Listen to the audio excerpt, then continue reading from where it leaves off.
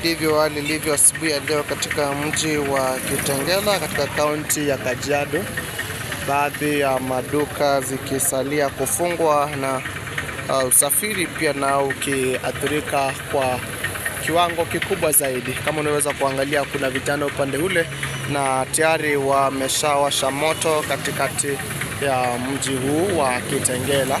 Lakini kwa sasa katika barabara hii ya kuelekea katika kaunti ya kama katika mji wa Kajiado tayari unasalia kuwa umefungwa, hasa ukiangalia pale katika kwenye chuma hicho ambacho kimewekwa katikati ya barabara.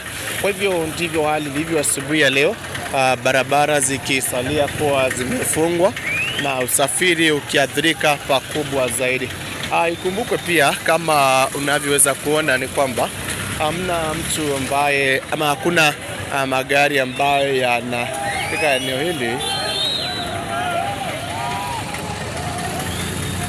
Nadhani kwamba wanazuia sisi kuchukua zile video asubuhi ya leo, lakini pengine tukuwe na video tu za siri tukizidi kusafiri.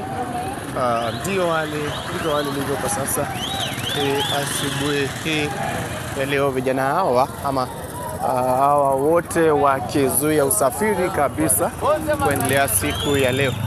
Pia nasikia vijana hao wakiwaamrisha wale waendeshaji wa bajaji kuweza kusitisha mara moja shughuli ya kuwasafirisha ama kuwasafirisha wale wanaosafiri. Kwa hivyo hali ndivyo ilivyo asubuhi ya leo katika mji wa Kitengela.